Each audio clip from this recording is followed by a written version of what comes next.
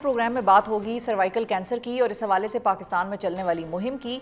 Cervical cancer को इस वक्त पाकिस्तानी ख़वातीन में अमवात की दूसरी बड़ी वजह करार दिया जा रहा है और इसी तनाजुर में अब पाकिस्तान भर में इस कैंसर के खिलाफ एक आगाही मुहिम के साथ साथ वैक्सीन लगवाने की एक कैंपेन भी लॉन्च कर दी गई है जिसके तहत अब 9 से 14 साल की बच्चियों को 15 से 27 सितंबर तक एंटी सर्वाइकल वैक्सीन लगाई जाएगी।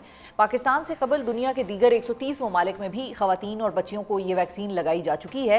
ताहम दूसरी जानिब पाकिस्तान में इस वैक्सीन के हवाले से एक मनफी मुहिम भी चल रही है। लोगों को कुछ कन्फ्यूजन है, फिर बच्चियों के एज के हवाले से लोग बड़े कंसर्न है कि भाई इतनी छोटी एज में क्यों लगानी है, क्या बड़ी एज में लगाई जा सकती है, जिसके तहत ये जो वैक्सीन है इसको बच्चियों की सेहत के लिए भी नुकसानदेह करार दिया जा रहा है। कुछ इस किस्म की बातें सोशल मीडिया पर चल रही हैं, सो हमने आपको एक्सपर्ट से मिलवाएं और उनकी बात सुनवाएं कि वो क्या कहते हैं। सर्वाइकल कैंसर कितना मूजी है इस वक्त पाकिस्तान की, अगर हम बात करें तो डेटा क्या बता रहा है हमें इस हवाले से, और वैक्सीन लगवाना कितना ज़रूरी है, इस हवाले से गुफ्तगू करने के लिए हमारे साथ मौजूद हैं professor doctor Sadia Ahsan Paul, जो एक कंसल्टेंट गायनोकोलॉजिस्ट हैं और सिंध में एंटी सर्वाइकल कैंसर मुहिम के हवाले से बनाई गई जो टेक्निकल कमेटी है उसकी मेंबर भी हैं। अस्सलाम वालेकुम डॉक्टर साहिबा।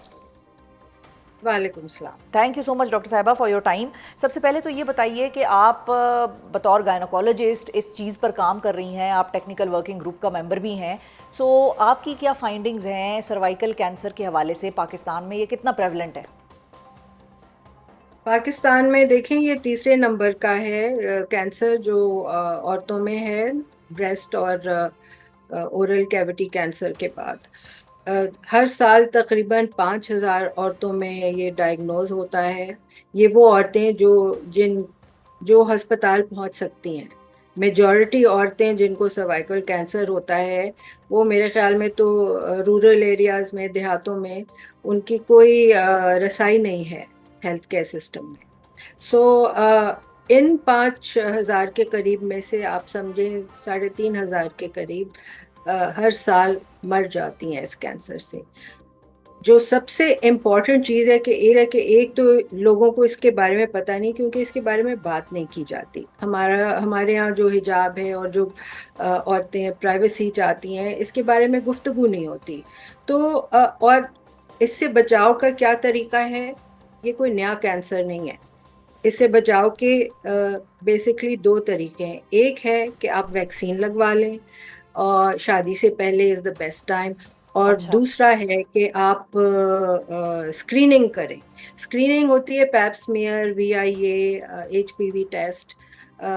तो ये स्क्रीनिंग जो है ये पाकिस्तान में तो ना होने के बराबर है। आप समझें 5% औरतों की भी स्क्रीनिंग नहीं होती है। और और जिन डॉक्टर साहब हम ये किसी जरा आप सुन लें जी प्लीज। जिन औरतों की स्क्रीनिंग होती है वो अपर सोशल क्लास की और बेहतर सेहत वाली औरतें होती हैं, जिनमें सर्वाइकल कैंसर कम होता है। अच्छा। जिनमें ज्यादा होता है उनकी स्क्रीनिंग भी नहीं होती। अच्छा डॉक्टर साहब, सो अगर मैं वजूहात के ऊपर आऊँ, हम स्क्रीनिंग पे भी आते हैं, लेकिन अगर वजूहात अगर मैं आपसे जान सकूँ, हम क्या मालूम कर पाए हैं, रिसर्च हमें इतना गाइड कर सकती है कि ये कैंसर जो है वो होता किन वजूहात की बिना पर है? जी, इसमें अब कोई दो राय नहीं है, रिसर्च की भी ज़रूरत नहीं है। बहुत पहले से हमें मालूम है कि ये HPV वायरस होता है, जो कि बहुत कॉमन वायरस है। और ये मस्से और ये जो वॉट्स हो जाते हैं स्किन पे, यही वायरस है जो वॉट्स का भी वो बनता है अच्छा। रीज़न। इसकी 200 से ज़्यादा किस्में हैं और जिनमें से 20 के करीब जो हैं वो कैंसर में तब्दील कर सकती हैं इन्फेक्शन के बाद। तो पाकिस्तान में देखें ये 20 साल पहले से वैक्सीन इस्तेमाल हो रहा है दुनिया में, और तकरीबन 200 ममालिक के करीब इस्तेमाल कर रहे हैं। और पाकिस्तान में तो ये बहुत देर से आया है। हम गायनाकोलॉजिस्ट जो कि ऐसी औरतें जिनको सर्वाइकल कैंसर होता है वो लेट स्टेज पे आती हैं डॉक्टरों के पास, और अगर वो आती हैं या फिर वो घर में सिसक सिसक के दर्द के साथ मर जाती हैं, कभी स्क्रीनिंग का बेस्ट अस्पताल टाइम का। क्या होता है डॉक्टर साहबा? अगर जिस तरह हम ब्रेस्ट कैंसर की बात करते हैं, कहते हैं ओवर 40 लाजमी खवातीन साल में एक बार या 6 महीने बाद करवा लिया करें मैमोग्राफी, तो इसकी स्क्रीनिंग का बेस्ट टाइम नहीं, क्या ये होता है? मैमोग्राफी से स्क्रीनिंग नहीं होती सर्वाइकल कैंसर की। नहीं नहीं, ये मैं ब्रेस्ट पैप्स में। कैंसर की बात कर रही हूँ कि उसके हवाले से कहते हैं ना कि 40 साल के ऊपर खातून हो जाए तो वो ज़रूर करवाए अपनी जी स्क्रीनिंग। जी तो जी इसका जी। इसकी स्क्रीनिंग की कोई एज है कि इसके बाद तो लाजमी करवानी चाहिए? लड़कियों को, खवातीन बिल्कुल को? है, हमारे पास गाइडलाइंस भी हैं, हमारी प्रोफेशनल सोसाइटीज ने बनाई हैं, एसओजीपी ने, अमान और एनसीएमएनएच ने, और ये हमारे वेबसाइट पे भी हैं। सो शादी के बाद हर 5 साल पे शादी के 5 साल बाद पैप्समियर टेस्ट होना चाहिए, चेकअप होना चाहिए। और अगर कभी किसी औरत का नहीं हुआ हुआ पैप्समियर या इंटरनल चेकअप, तो 35 साल की उम्र तक जरूर होना चाहिए। और अगर वो नॉर्मल रिपोर्ट आए तो उसको 45 ईयर्स यानी 5 से 10 साल बाद दोबारा? दोबारा रिपीट ठीक है, करना चाहिए। ठीक जी। है। अच्छा, अब वैक्सीन के हवाले से ज़रा आते हैं कि लोग ये कह रहे हैं कि पाकिस्तान दुनिया में अगर 130 ममालिक में पहले से मौजूद था तो पाकिस्तान में अब क्यों आया, गवर्नमेंट इसको क्यों पुश कर रही है, फिर छोटी बच्चियों को क्यों लगाना है? ये सारे वो सवालात हैं जो लोगों को भी कंफ्यूज कर रहे हैं, जो लगवाना चाहते भी हैं उनके भी दिल में खौफ डाल रहे हैं। सो इन सब का आप जवाब दें डॉक्टर साहबा। देखिए, मैं भी पाकिस्तानी हूँ, और अनफॉर्चुनेटली मुझे ये कहना पड़ रहा है कि जो पाकिस्तानी हैं ये कॉन्स्पिरेसी थियोरी में माहिर हैं, और हर कोई माहिर बन जाता है। जितने लोग उल्टी सीधी बातें कर रहे हैं वो डॉक्टर भी नहीं है, उनको कोई हक नहीं पहुंचता। ये वही वाली बात है कि मैं जी एटम बम की स्पेशलिस्ट बन जाऊं डॉक्टर होके, ठीक है, जबकि मुझे एटम का ए भी नहीं पता। तो this is very wrong, these people are doing harm to their daughters and to the women of Pakistan. इसलिए ये कोई, इसको कहते हैं देर आए दुरुस्त आए। ठीक है। हम जो गायनाकोलॉजिस्ट हैं पिछले 20-25 साल से डिमांड कर रहे हैं कि पाकिस्तान में होना चाहिए, आना चाहिए। पहले था और बहुत महंगा था, और अच्छा, अमीर लोग लगवा रहे थे, प्राइवेटली? ठीक है, अब ठीक है, वो नहीं है। ठीक है, प्राइवेटली लगवा रहे थे, अब गवर्नमेंट जो है उसको फ्री ऑफ कॉस्ट करिए। अच्छा डॉक्टर साहब, क्विकली ये भी बताइए कि वैक्सीन लगवाने से इसके 100% चांसेस प्रिवेंशन के हो जाते हैं या कोई एक आधा परसेंट चांस रह जाता है कि लेटर इन लाइफ यू में गेट? देखिए, जिंदगी में कोई चीज 100% नहीं होती और 0% भी नहीं होती। ठीक है। ये वैक्सीन एक सिंगल शॉट अगर लग जाता है, और बेस्ट एज जो आप एज की बात कर रही हैं, best age between 9 to 14 years है। इस उम्र में ये कम उम्र की बच्चियों की बात नहीं है, इस उम्र में बच्चियों का और लड़कों का भी, हम सब इंसान हैं, जो इम्यून रिस्पॉन्स है ये बहुत अच्छा होता है। अच्छा, ठीक है, एंटीबॉडीज अच्छी बनती हैं। तो एक ही डोज से उनको पूरी जिंदगी की इम्यूनिटी मिल जाती है। अच्छा, जस्ट ठीक है वन ना, शॉट है इसका? वन शॉट 95% प्रोटेक्ट करता है सर्वाइकल कैंसर से। तो आप, इट्स अ नो ब्रेनर कि ठीक है। आप मैंने अपनी बेटी को वैक्सीनेट किया हुआ है जब वो इस उम्र की थी। अच्छा, तो और इससे कोई इनफर्टिलिटी वगैरह नहीं होती, मैं खुद एक नानी बन चुकी हूँ। ये और मेरी आपने बड़ा जैसी इंपॉर्टेंट पॉइंट, बिल्कुल ये पॉइंट वो था बिल्कुल जिस पे बड़ी बहस हो रही है। अच्छा डॉक्टर साहब, ये भी बताइए क्विकली कि जिन लड़कियों ने बचपन में नहीं लगवाई है, जिन बच्चियों के टाइम पे उस वक्त अवेयरनेस इतनी नहीं थी, अब वो बड़ी हो गई हैं, 30 साल की हो गई हैं, 35-40 की हो गई हैं, क्या अब वो लगाएंगी तो ये वैक्सीन इफेक्टिव होगी या अब वो टाइम गुजर गया है जब उनको इसका ज़्यादा फायदा होता?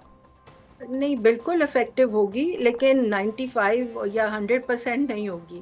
ठीक है, तो इसमें जब एक दफा ये उम्र गुजर जाती है तो कम से कम 2 डोजेज उनको देने पड़ते हैं। अच्छा, तो हाँ, 6 महीने के बाद एक और डोज देना होगा, क्योंकि इम्यूनिटी इतनी अच्छी नहीं होती, इतना अच्छा इम्यून रिस्पॉन्स नहीं होता एज वी गेट ओल्डर।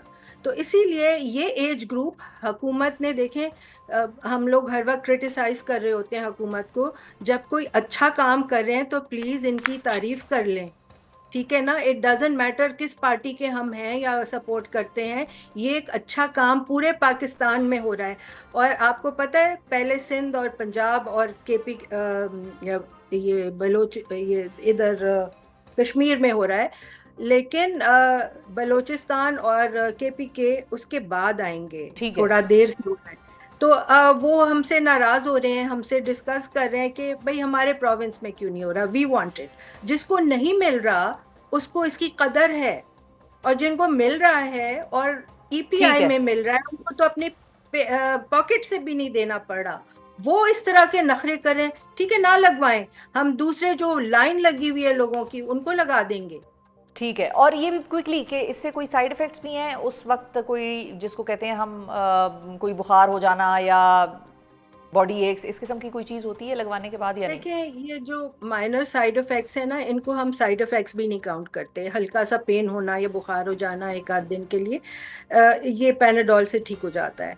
सो इस वैक्सीन के देखें 600 मिलियन से ज्यादा डोजेस लग चुके हैं दुनिया में, और कोई मेजर साइड इफेक्ट रिपोर्टेड नहीं है पूरी दुनिया ठीक है। में, जिसमें मुसलमान ममालिक भी हैं, मेजॉरिटी मुस्लिम कंट्रीज लगवा रही हैं। तो ये भी कोई कॉन्स्पिरेसी नहीं है यहाँ पर, ठीक ठीक है। है ना।